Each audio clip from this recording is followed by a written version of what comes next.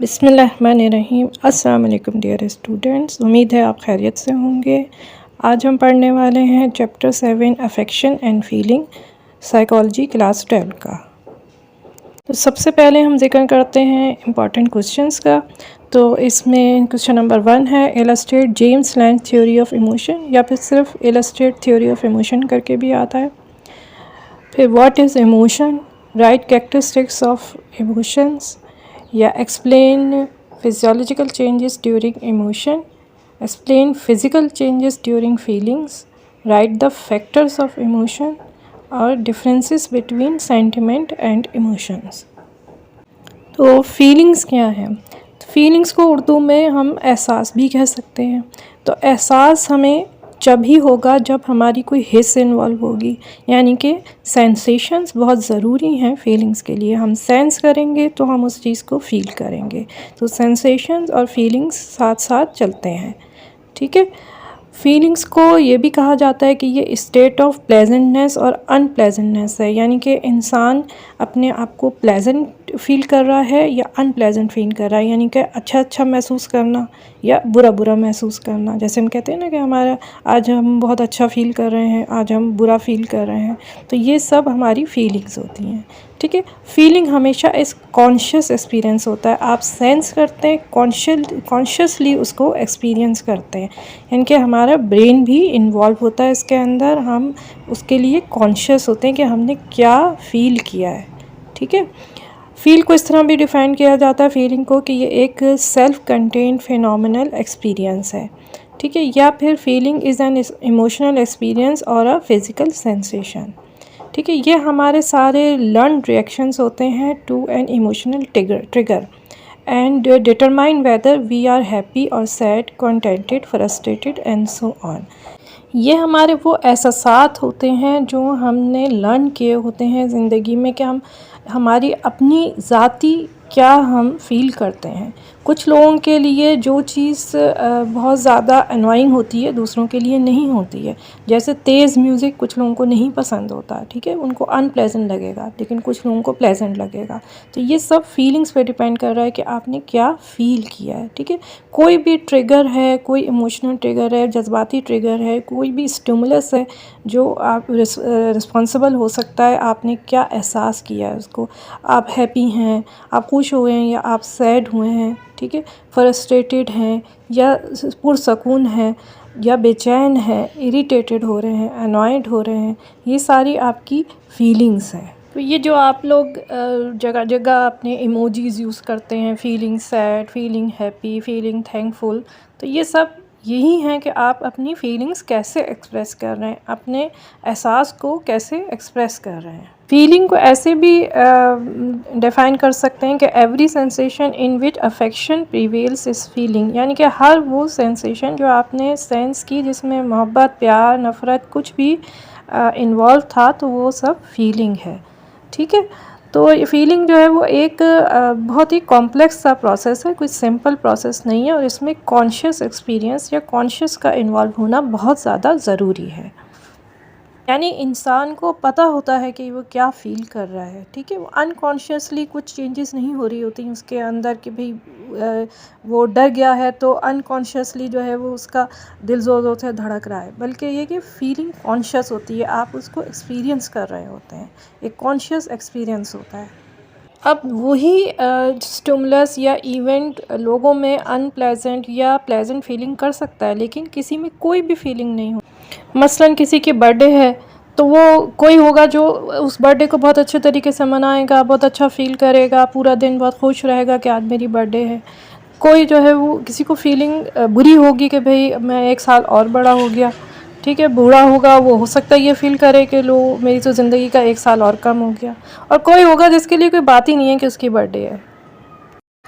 तो अब हम आ जाते हैं कि फ़िज़िकल चेंजेस क्या होती हैं फीलिंग्स में, या कुछ बॉडी साइंस क्या होते हैं। तो हमेशा हम लोग एक दूसरे को कहते हैं कि भाई तुम्हारी शक्ल से जो है वो उदासी टपक रही है, या तुम जो है वो बहुत खुश नज़र आ रहे हो, क्या बात हुई है। तो इनके आप एक शक्ल देखकर भी बता सकते हैं कि कौन खुशी फ़ील कर रहा है, कौन सैड है, या कौन एनॉयड हो रहा है, ठीक है।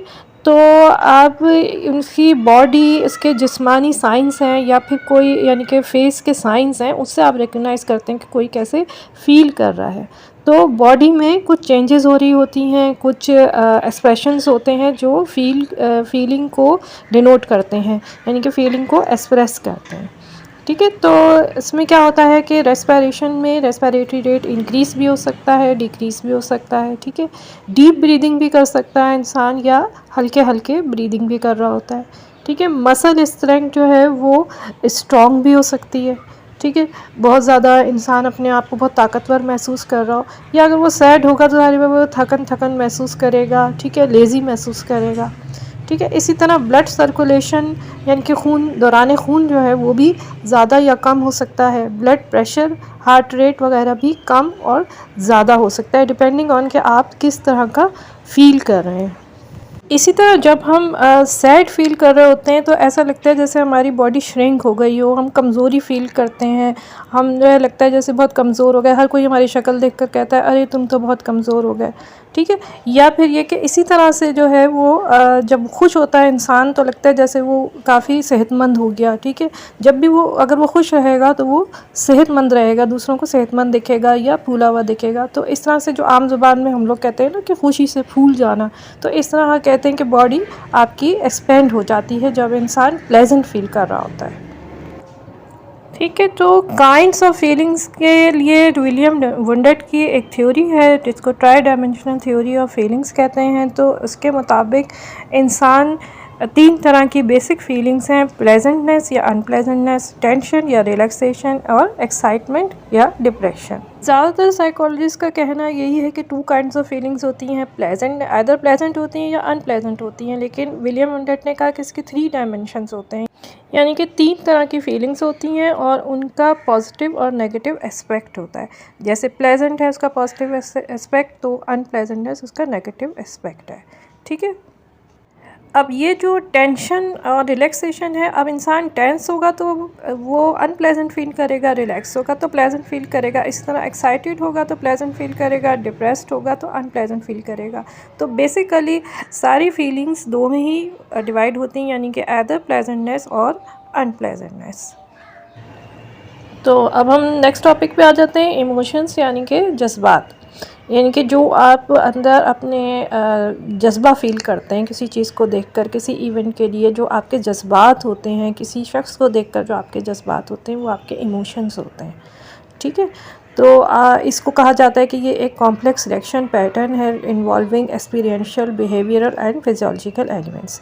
या ये भी कहा जाता है कि emotions are how individual deal with matters और situations they find personally significant, यानी कि आपके लिए जो चीज़ सिग्निफिकेंट थी, कोई ऐसा मैटर, कोई ऐसी सिचुएशन, इसे आप कैसे डील करते हो। ठीक है, कुछ लोग जो हैं वो एक ही चीज़ को अच्छे तरीके से डील करते हैं और कुछ लोग जो हैं वो उसको डील नहीं कर पाते हैं। ठीक है, ये उनके जज्बात पे डिपेंड करता है कि वो इमोशनली किस तरह से बिहेव करते हैं। मसलन ये कि अगर ख़ानदान में किसी की डेथ हो जाती है तो कोई होता है जो बहुत रो रहा होता है, चीखा मार रहा होता है, कोई अनकॉन्शियस हो जाता है, और कोई इतना ज़्यादा नहीं होता, हाँ वो सैड होता है लेकिन वो अपने जज्बात इतने ज़्यादा फील यानी कि बता नहीं रहा होता लोगों को, एक्सप्रेस नहीं कर रहा होता, बल्कि ये कि उसके अंदर होते हैं, या ये कि उसके जज्बात जो है वो उसने काबू पाना सीखा हुआ होता है। उसकी पर्सनैलिटी, उसकी जो शख्सियत है उसमें इसी तरह का एक्सप्रेशन होगा। ठीक है, emotions are conscious mental reaction such as anger या fear, subjectively experience as strong feelings usually directed towards a specific object and typically accompanied by physiological and behavioural changes in the body. ठीक है, तो emotions जो हैं वो strong feelings के तौर पे हमें नज़र आते हैं। ठीक है, एक ख़ास ऑब्जेक्ट के लिए, एक ख़ास सिचुएशन के लिए, और हमारी बॉडी के साइंस या हमारे बॉडी में जो चेंजेस होती हैं उससे वो एक्सप्रेस होते हैं। इमोशंस की कुछ डेफिनेशंस हैं जो डिफरेंट साइकोलॉजिस्ट ने दी हैं। जैसे वुडवर्ड के मुताबिक emotion is a stirred up state of an individual. McDougall के मुताबिक emotions are affective aspect of the instinct. Hoffding के मुताबिक it is a sudden boiling up of feelings. James के मुताबिक emotions are result of physiological changes arising from perception, यानी कि जो भी साइकोलॉजिकल या फिजियोलॉजिकल चेंजेस बॉडी में होती हैं एक किसी चीज़ को परसीव करने के बाद तो इमोशंस उसकी वजह से होते हैं, या एकदम से बहुत ज़्यादा फीलिंग्स की बहुत ज़्यादा बॉयल अप हो जाना, बहुत ज़्यादा फीलिंग की एक्सटेंट हो जाना इतना ज़्यादा, उस वो इमोशंस हो गए। मसलन ये कि आप कि एक आदमी है वो किसी से नफ़रत करता है, ठीक है, बहुत से लोगों से आप नफ़रत कर सकते हैं या बुरा फ़ील कर सकते हैं, मगर एकदम से वो नफ़रत इतनी शदीद हो जाती है कि इंसान कोई गलती कर बैठता है। जैसे कहते हैं कि जी इसने जज्बात में आके ये गलती कर दी या जज्बात में आके कत्ल कर दिया, तो ये आपकी फीलिंग्स जो हैं वो बहुत ज़्यादा बढ़ जाती हैं, वो फिर आपको इमोशंस में शो होती हैं, ठीक है। इसी तरह से इंसान पूरा स्टर्ड अप हो जाता है, यानी कि हिल जाता है, उसके अंदर बॉडीली चेंजेस इतने ज़्यादा हो जाते हैं, तो वो ही इमोशंस होते हैं। फैक्टर्स ऑफ इमोशन क्या होते हैं? तो इमोशंस 3 फैक्टर्स पे बना हुआ होता है, जिसमें आप कह सकते हैं कि फिजियोलॉजिकल चेंजेस हैं, बॉडीली एक्सप्रेशन या इमोशनल बिहेवियर है, और कॉन्शियस एक्सपीरियंस स्ट्रॉन्ग फीलिंग्स होती हैं। फिजियोलॉजिकल चेंजेस को ऑटोनॉमिक चेंजेस भी कहा जाता है। ये ज़्यादातर ऑटोनॉमिक नर्वस सिस्टम से होती हैं, उसकी मेडिएशन की वजह से होती हैं। इसमें ऑटोनॉमिक नर्वस सिस्टम इन्वॉल्व होता है। ऑटोनॉमिक नर्वस सिस्टम आपने लास्ट ईयर पढ़ा होगा, और ये डिवाइडेड होता है into sympathetic and parasympathetic nervous system. Sympathetic nervous system को स्पीडिंग अप सिस्टम भी कहा जाता है। ये इमोशनल स्टेट्स में एक्टिवेट हो जाता है। जितने भी ज़्यादा आपके जज्बाती स्टेट होगा आपका, जिसमें आप बहुत ज़्यादा एक्साइटेड हो रहे हैं या बहुत ज़्यादा डरे हुए हैं, तो ये एकदम एक्टिवेट हो जाता है। और ये इसमें ये होता है कि जो एड्रीनल ग्लैंड्स होते हैं, हमारी किडनी के ऊपर एक छोटे से ग्लैंड्स होते हैं, एंडोक्राइनल ग्लैंड्स, जो कि डक्टलेस ग्लैंड्स होते हैं, उससे रिलीज़ करता है एड्रीनलिन को, ठीक है। एड्रेनालिन एक स्ट्रेस हार्मोन्स होता है, जो कि स्ट्रेस में रिलीज़ हो जाता है बॉडी में। एड्रेनालिन का काम यह है कि वो हार्ट बीट को बढ़ा देता है, ब्लड सर्कुलेशन को बढ़ा देगा, ब्लड प्रेशर बढ़ा देगा, और वाइटल ऑर्गन्स जो हैं, क्योंकि हम स्ट्रेस में होते हैं उस वक्त, तो हमारे ब्रेन को, हार्ट को, लंग्स को ज़्यादा ब्लड की ज़रूरत होती है, तो उनमें ब्लड सर्कुलेशन बढ़ जाती है। इसी तरह मसल्स की तरफ भी ब्लड सर्कुलेशन बढ़ जाती है, ताकि ज़्यादा एनर्जी सप्लाई हो मसल्स को। लेकिन इंटेस्टाइन्स की तरफ या डाइजेस्टिव सिस्टम की तरफ जो सर्कुलेशन जा रही होती है, उसको कम कर देते हैं, स्लो डाउन कर देता है डाइजेशन के प्रोसेस को। इसी तरह स्लाइवरी सिक्रीशन डिक्रीज़ हो जाती है, जिससे हम ड्राइनेस ऑफ माउथ भी फील करते हैं।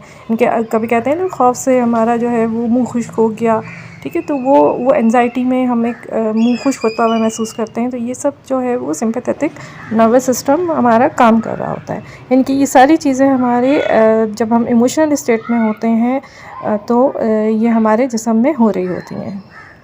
पैरासिम्पैथेटिक नर्वस सिस्टम जो होता है वो नॉर्मल हालात में एक्टिव होता है, यानी कि जब हम रिलैक्स्ड होते हैं तो हमारा पैरासिम्पैथेटिक सिस्टम जो है वो डोमिनेट होता है, और जब हम स्ट्रेस में होते हैं तो सिम्पैथेटिक नर्वस सिस्टम डोमिनेट हो जाता है। पैरासिम्पैथेटिक नर्वस सिस्टम को स्लोइंग डाउन सिस्टम भी कहते हैं, ठीक है। यूजुअली ये जब आप पुरसकून हैं, यानी कि रिलैक्स्ड हैं, आप एक नॉर्मल हालात में हैं, तो पैरासिम्पैथेटिक नर्वस सिस्टम काम कर रहा होता है। और जब आप स्ट्रेस में चले जाते हैं, किसी किस्म के इमोशनल स्टेट्स में होते हैं, तो सिंपैथेटिक नर्वस सिस्टम काम कर रहा होता है, जिसकी वजह से हम स्ट्रेस को डील कर पाते हैं, क्योंकि हमारा ब्लड सर्कुलेशन वाइटल ऑर्गन्स को बढ़ जाता है, मसल्स में हम ज़्यादा तवानाई महसूस करते हैं। उस स्ट्रेस को, उस इमोशनल स्ट्रेस को आसानी से इंसान डील कर सकता है। बॉडीली एक्सप्रेशंस क्या होते हैं? तो उसमें कुछ इननेट रिफ्लेक्सेस हैं, यानी कि इंसान के अंदर ये रिफ्लेक्सेस होते हैं, जैसे कॉमन गेस्चर्स हैं हमारी, या मूवमेंट्स होती हैं जिससे हम एक्सप्रेशन शो करते हैं, जैसे ब्लिंकिंग ऑफ आइज़ है हमारा, ठीक है। इसके अलावा फेशियल एक्सप्रेशंस होते हैं, जैसे जो है वो डर के टाइम पे हमारे क्या एक्सप्रेशंस होते हैं, हैप्पी होते हैं तो क्या एक्सप्रेशंस होते हैं, सैड होते हैं तो हमारे किस तरह के एक्सप्रेशंस होते हैं। तो ये सारे एक्सप्रेशन हमारे जो फेस पे शो हो रहे होते हैं, वो हमारे इमोशंस को शो करते हैं, ठीक है। फीलिंग भी इसी तरह से फेस पे शो होती हैं, इसी तरह से इमोशंस भी फेस पे ही आपके फेशियल एक्सप्रेशंस में आप शो कर रहे होते हैं कि आपने फ़ियर है, सरप्राइज़ है, एंजाइटी है, ये सब आपके चेहरे पे एक्सप्रेशंस के तौर पे नज़र आ रहे होते हैं। इसी तरह आवाज़ है, जिसमें चीख मारना, ज़ोर से कहका लगाना, ये सब आपके इमोशंस को एक्सप्रेस कर रहे होते हैं, या आप किसी को धमकी दे रहे हैं, या आप लड़ रहे हैं, ज़ोर से बोल रहे हैं, ठीक है। तो इसके अलावा ये कि एकदम जब इंसान कुछ बॉडी गेस्चर्स भी शो करता है, जैसे एकदम कोई चीज़ सुनेगा, उसने कोई ख़बर सुनी, कोई बुरी ख़बर सुनी तो एकदम खड़ा हो गया या एकदम बैठ गया, तो ये सारे एक्सप्रेशंस हैं जो कि आपके इमोशंस को शो करते हैं। इसी तरह तीसरा फैक्टर है कॉन्शियस एक्सपीरियंस। तो स्ट्रॉन्ग कॉन्शियस फीलिंग जो है वो होना ज़रूरी है इमोशन में, यानी कि ये एक ख़ास फैक्टर है इमोशन का, ठीक है। अगर ये फीलिंग्स या इमोशनल स्टेट्स जो हैं वो कॉन्शियस नहीं होंगे तो इंसान की ज़िंदगी में कोई प्लेजर नहीं होगा, इनकी कोई खुशी नहीं होगी, कोई किस्म का वो प्लेजर नहीं लेगा। अब कहते हैं कि जिस तरह अगर आपका सरप्राइज़ का इमोशन नहीं होता तो इंसान इन्वेंशंस नहीं कर सकता था, क्योंकि वो सरप्राइज्ड होता है इस चीज़ से तो वो ही इन्वेंट करता है, ठीक है। इन्वेंशंस आपको सरप्राइज़ करती हैं कि भाई ये चीज़ कैसे होगी, किस तरह होगी, आप उसको इन्वेंट करते हो, तो ये एक इमोशन ऑफ फीलिंग आपकी जो है सरप्राइज़ की होती है, ठीक है। इसी तरह जो है वो हम अगर कोई भी किसी डर या खौफ के एक्सपीरियंस को फ़ील नहीं करेंगे तो हम उस जगह से भागेंगे नहीं, ठीक है। हम उस जगह को महसूस नहीं करेंगे कि हम इस वक्त क्या फ़ील कर रहे हैं, क्या हमारे जज्बात हैं। जो हमारे जज्बात होंगे उसी की तरह का हम रिएक्शन शो करेंगे उसमें। तो कॉन्शियसली एक्सपीरियंस करना किसी चीज़ को या कॉन्शियस फीलिंग होना बहुत ज़रूरी है इमोशंस के लिए। तो यहाँ हम आज की वीडियो ख़त्म करते हैं, बाकी चैप्टर हम नेक्स्ट वीडियो में डिस्कस करेंगे। उम्मीद है आपको समझ आया होगा, आपकी स्टडीज़ में हेल्पफुल साबित होगा। वीडियो को लाइक करें, चैनल को सब्सक्राइब करें। अल्लाह हाफ़िज़।